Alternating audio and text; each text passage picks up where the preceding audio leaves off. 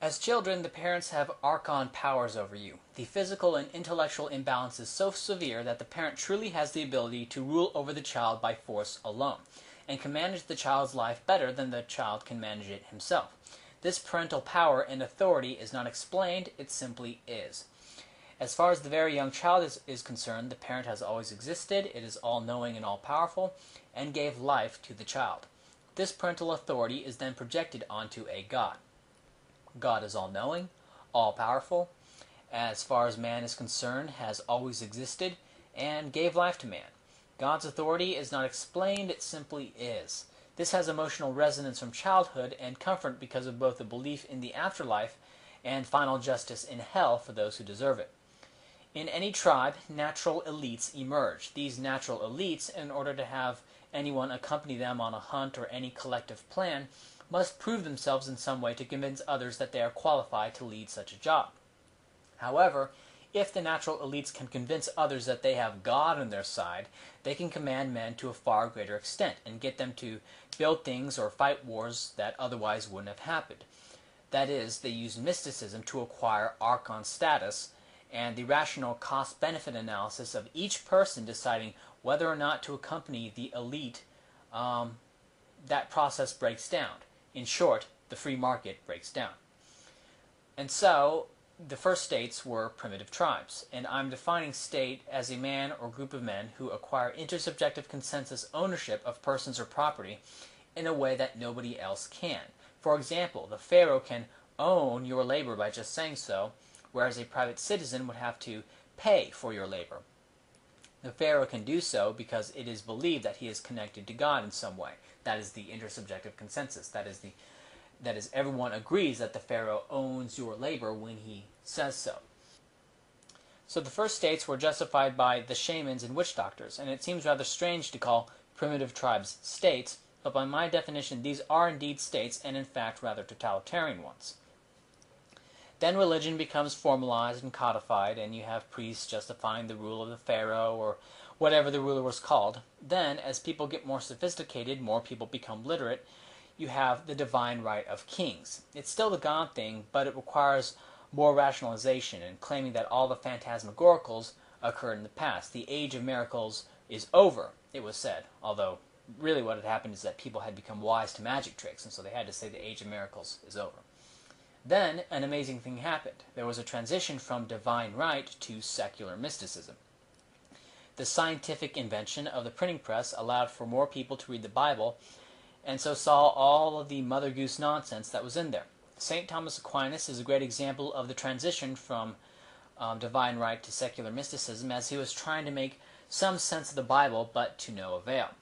While the majority of the population was still Christian, what we would consider fundamentalist Christian, doing all sorts of barbarous things out of religion, the rule of the centralized Leviathan states, such as England or France, couldn't be justified by divine right anymore, as too many people could read the Bible, and so mysticism became secularized. Today, the world is dominated by secular mysticism, and the political system that comes from secular mysticism is social democracy. That is something like a Congress or a parliament with a president. The majority violently enforcing its whim on the minority in some sense. Democracy is an attempt to make the political system somewhat connected to reality. That is, it is connected to the will of the people. Then, as the tyranny of the mob becomes apparent, and when the mob inevitably elects a dictator, and it becomes apparent that monarchy was a much better system, which it most certainly was, then the brilliant thinkers start talking about limited government by having different levels of power, state versus federal government, and different branches of government. This is classic liberalism or constitutionalism, checks and balances. Communism is what happens when you have secular mysticism in a pre-industrial economy. That's why communism takes root in pre-industrial economies exposed to secular mysticism, such as Russia and China when they became communist in parts of Africa and Latin America and Southeast Asia. Nazi Germany was a social democracy. Predictably, communist anarchists are big fans of democracy. And, of course, Marx predicts of a dictatorship of the proletariat, which makes sense as dictatorship is the result of democracy, which communism is just a form of. Hitler came to the top through this process, and Lenin came to the top through this process. Hitler and Lenin and the great megadeaths are the result of democracy. To think it has something to do with communism or National Socialism is to miss the point entirely. This is just democracy dressed up in different garbs. Democracy is the enemy. Democracy is chaos. A free order is one that is intricately built up and has deep roots and redundant system. It is the only way to grow. Democracy is just sludge. It is sludge thought and leads to sludge policies. And when the sludge policies inevitably fail, who do they blame? Well, they blame the free and emergent order and coordinate a mob rush against all that is free and true, and appeal to the basest of instincts, that is to say, egalitarian instincts.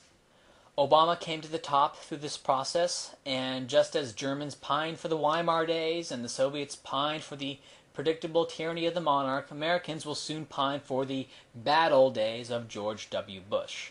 As access to information becomes greater and greater, first through the boom in leisure time and then through the internet, more and more people are starting to question social democracy. These people have identified that secular mysticism is just that, mysticism.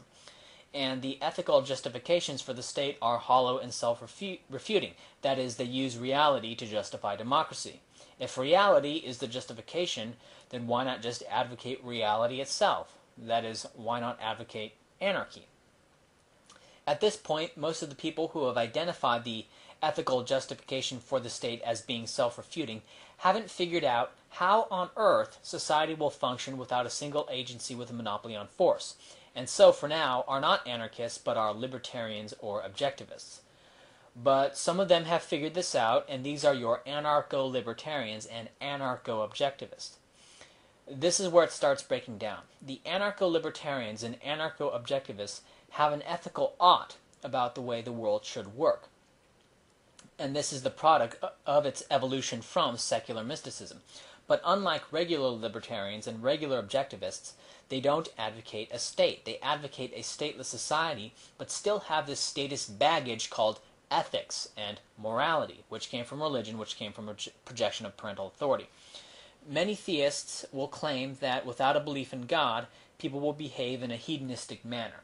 This belief comes from the idea that religion provides order, when really it existed, and to a lesser extent still exists, as a way for certain individuals to get more out of people than what they would normally be able to do, like the tribal chieftain who convinces his followers that he is chosen by juju, thus short-circuiting their rationality and the free market.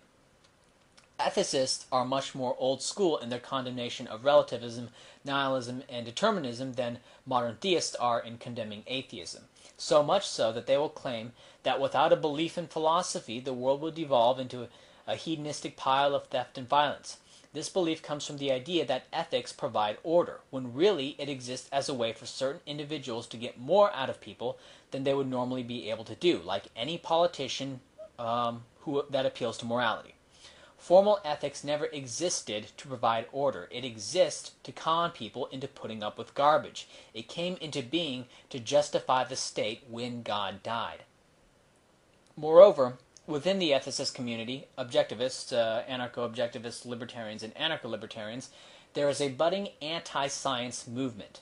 The movement is this: science is the source of progress, but philosophy is the source of science. That is, science could only come to be in a philosophical framework which encompassed it. Wrong. A person who does not have any philosophy is directly interacting with the world, as he tests, repeats, and observes. This can be seen in any animal whose behavior changes in response to stimuli. A dog who gets a face full of porcupine quills will learn not to attack a porcupine. The dog tested, observed the action as it was happening to him, and formed a new hypothesis: don't attack porcupines. The scientific method is what we do. It is how we function in our daily lives. It is not something that must be taught or reasoned. It is how the brain makes sense of the world. Science has been attacked by mysticism all throughout history, and self-styled philosophers battled mysticism by invoking reason, the scientific method. These philosophers who battled mysticism have no reason to call themselves philosophers, because everything they did was subsumed under science. They formed hypotheses, about the nature of reality and tested them. They experimented. Often the experiment had already taken place, and so these scientists just reasoned about reality based on the known results of experiments, such as, things fall to the ground, or axioms, and took these and took these axioms and formed syllogisms. I reject the distinction between science and philosophy. There is no philosophy. Philosophy is just science applied to different problems. To say that philosophy created the environment in which science could flourish is saying that combating mysticism helped science flourish. Yes, science is good for science.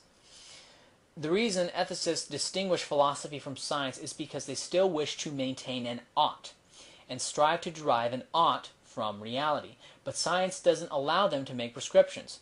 If science were the end-all be-all, that would be it for morality. And they can't have that, no sir. The anti-scientific view of the ethical anarchist, or modal libertarian, is also why they cannot tolerate pluralism, that is, working with racial nationalists, religious fundamentalists, and communists. These groups cannot be co-opted because they fear that these groups would one day be able to impose a state on people who don't want to live under them. The scientific anarchist understands that this is not true, that a state requires overwhelming force to control a population that does not view the state as legitimate. The United States is not able to control Iraq or Afghanistan, and Britain took almost 500 years to conquer Ireland, while a government-sponsored enterprise, the East India Company, conquered India in less than 300 years, and with far less effort. But because modals are anti-science and anti-history, they react very negatively to anyone taking a scientific approach to anarchy. And this is why they poo-poo anarchic Ireland and anarchic Iceland, and they say that those aren't really anarchy because they had violent enforcement of property rights. The modal libertarian calls himself a left libertarian. This comes from Rothbard, who tried to co-opt social democrats within the libertarian movement proper. What he found was that these people did not take freedom seriously, and that libertarianism to them had nothing to do with individualism, but more with a pathological mania for social justice. Rothbard later abandoned this approach. So when someone calls himself a left Rothbardian, what they mean is that they take the approach that Rothbard himself formed and abandoned, and quite explicitly denounced. A further illustration of the simplistic fail of left libertarianism is when D. Forshawn and I made sock accounts and posed as retards, making the most asinine and dickish arguments for formalized ethics that we could think of. I made an account making the dumbest arguments against my own positions that I could think of in video form, and D. Forshawn, with his rocket death account, made the dumbest arguments that he could think of against moral relativism. After all of that, the modals gave us a bunch of golf claps. Then I exposed the charade, and I couldn't believe it.